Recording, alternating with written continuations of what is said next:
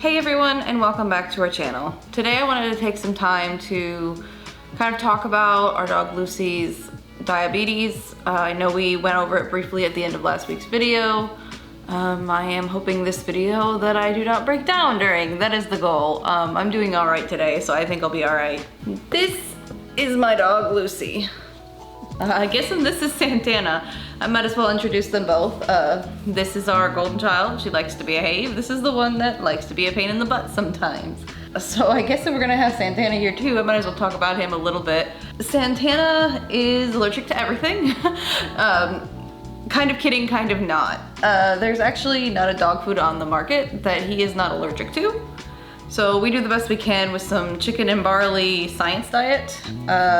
He's not super allergic to chicken and barley, and it doesn't really seem to affect him that bad, so we just keep doing the dog food that we have been running since before we found he was allergic to things. His allergies are probably worse during the summer months. He's actually doing pretty decent this year.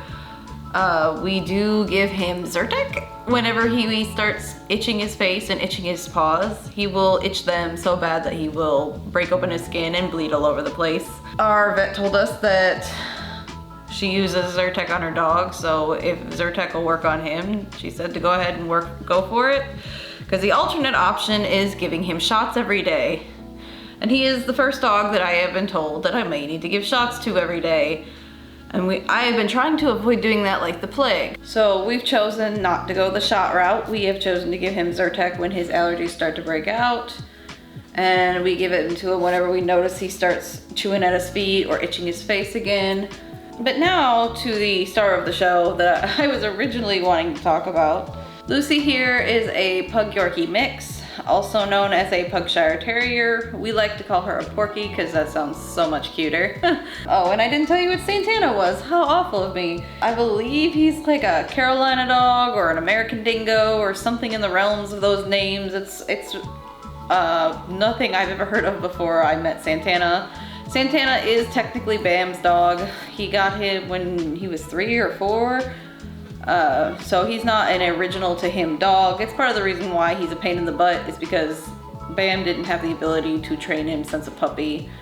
And we do pretty good with him. He's a lot better than he used to be. Lucy, on the other hand, I have had her since she was a puppy. I raised her. I have taught her to be a good dog. Not that Santana's a bad dog. He's still a good dog. He just is stubborn. And I think it's partially to do with his breed. But I digress. Back onto the diabetes topic. So let's start from the beginning. Somewhere around mid-May, we were planning to go on a trip to North Carolina to visit with my dad. About a week before we were actually heading on this vacation, we were working 3 days in a row, and we had come home from work and we noticed that Lucy had peed on the floor. You can tell when it's Lucy because she gives herself away. So we punished her, we told her she was bad, whatever. She's a very well-trained dog. Like I said before, I've had her since she was a puppy. I made sure that she was well-behaved. She doesn't potty on the floor. But she has. I can't deny that she hasn't. Once in a very blue moon, she'll have a mistake, either because she didn't go outside before we go to work, because it's raining or some reason, but for the most part she does good. Just like I said, that once in a blue moon she decides to mess up, I guess. So we just chalked it up to that. This is her once in a rare occasion kind of thing. So anyway, we went back to work the next day. We come home and she peed on the floor again. So this is the moment when we were like, huh, that's really weird. So we kind of told her she was bad. We didn't really punish her too bad. But it was definitely something that we wanted to pay attention to. We went to work the 3rd day, and when we got home, she had peed on the floor again. At this point, I am very concerned. This is not my dog. I mean, she's my dog, but this is not how she acts. She is very well behaved. She does not use the restroom in the house. So they had a vet appointment coming up anyway on our days off, and we decided to call them and say, hey, can you check for something? My dog is peeing on the floor. At this point, I'm thinking it's something like a UTI or a bladder infection. It's gotta be something, you know, like that. And I'm thinking, okay, we'll get her some antibiotics. She'll be good and set to go. Well, the vet tells me if I can, go collect some urine. That was a very complicated thing to do. You do not understand how hard it is to collect the dog's urine while they're going. I think I came up with a pretty good method. I got very little though, like a little droplet, but apparently that was good enough for them to use when we got into the vet. They tested it and she did not have a bladder infection or a UTI, but they did notice a lot of sugar or glucose in her urine. So this was a little bit of an alarm, and they said to have her brought back in to get her tested for potentially having diabetes. So we did have her brought in later on that week, and we did find out at that point that she had diabetes. Her glucose levels were at 500 something, I think for a dog. They said it to be around like 120 or something like that. I'm still really new to this. I'm still trying to remember all the details. It's been a little rough, especially with everything we've had going on. They wanted to get her started on insulin, but they found out that we were going on vacation. They said, well, we'll hold off till we get back from vacation. So when we got back from vacation, they wanted to run some blood samples to see if she had anything else that was wrong with her that could affect the insulin being given to her and make it where it didn't work or something like that. We did have her checked. She had some high liver enzymes. They were concerned about these high liver enzymes because whatever this enzyme is could mean that she is Cushing. I don't know a whole lot about Cushing. I guess the opposite of Cushing is Addison. Addison's not good. Cushing isn't good either, but Addison's is worse because Addison, if she goes into Addison with this liver enzyme, she is very close to passing away. So at this point, my mind is like, okay, we start talking about how we would treat for Cushing's first and then deal with the diabetes but then the medication for the Cushing could put her into Addison's, and I'm over here like freaking out. But like the first thing we gotta do is find out if she even is Cushing's. So we have her tested all day. I guess they have to check the levels throughout the day and give something into her system that if the levels change and it interacts with whatever this is they're putting in her system, that means that she is not Cushing. She just has naturally high levels of this enzyme, but if she doesn't react to it, it means that she's Cushing's. Again, I don't know a whole lot about it. We get the first sample sent to the lab. It gets damaged in shipping, so now we gotta do this again, and this has already been a week. So we get her blood samples again, get them sent in again. This time, it actually makes it, and fortunately, we find out that we aren't treating her for two diseases. She's not Cushing. She just has a naturally high level of this liver enzyme. Not sure what it is. So at this point, it is time to start treating her with insulin. So like I said earlier, with Santana, I've been trying to avoid giving either one of my dogs shots every day because I really just don't feel like putting a needle in them every day because I don't want them to feel tortured. I don't want them to feel uncomfortable every day. I don't want to hurt them. I don't want them to make me the enemy because I don't want to be the enemy. We have to suck it up and we have to deal with it.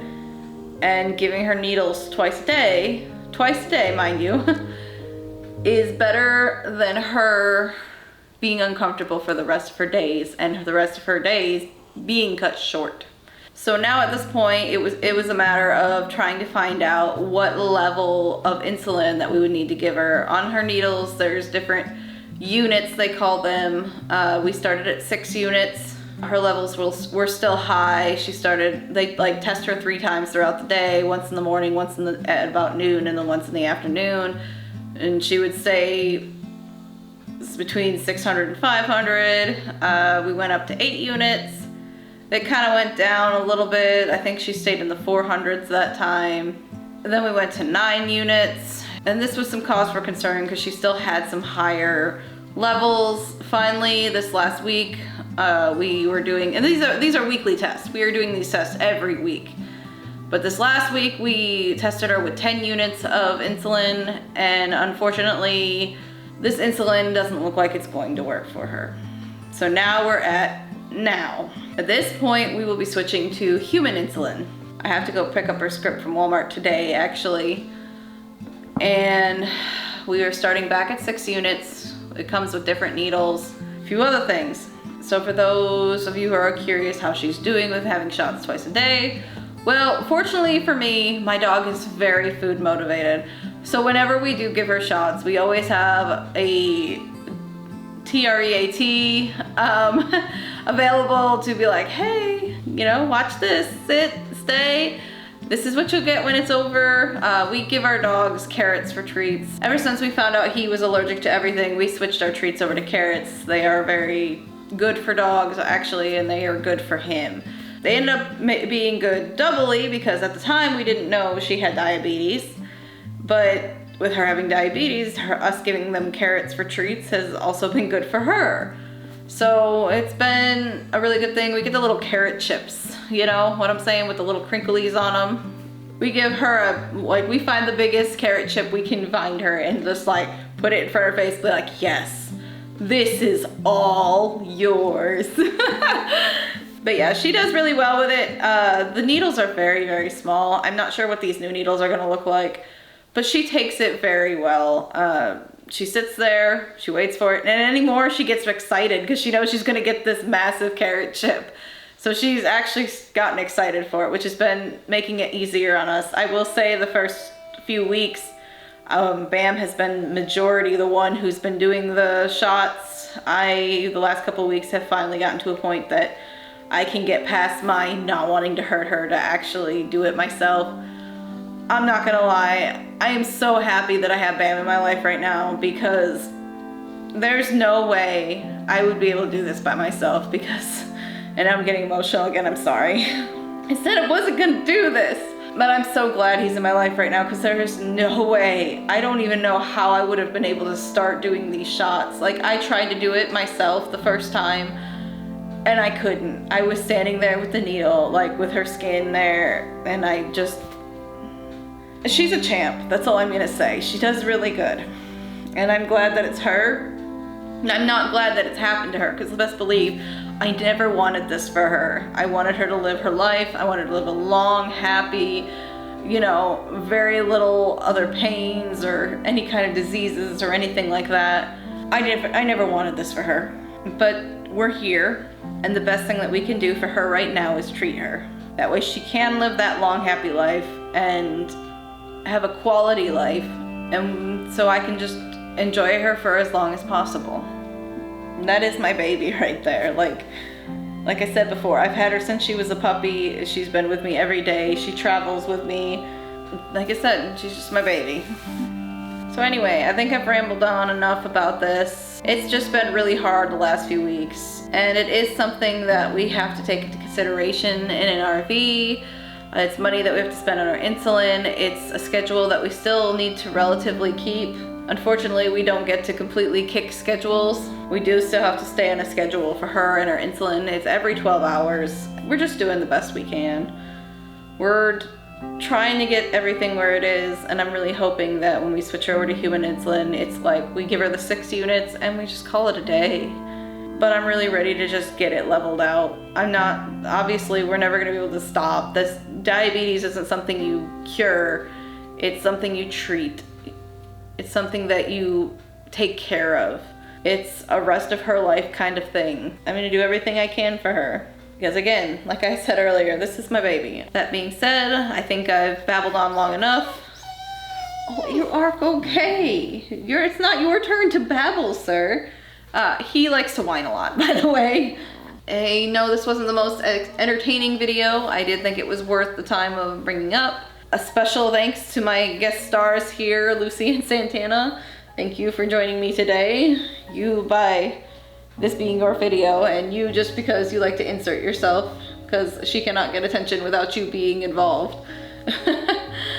So I hope you guys enjoyed this video. I know it wasn't something that was too exciting or entertaining. I think it was worth mentioning because it does change how our life reacts and interacts, and we go down as we continue down this path that we're going down. Our next video that we come out with is very exciting. We've already been working on it.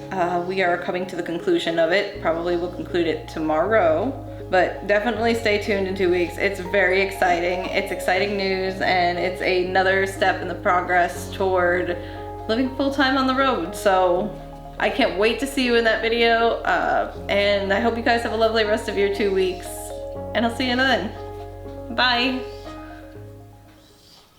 I'm staying strong, need to move on to be what I want. I'll keep dreaming on. I'm staying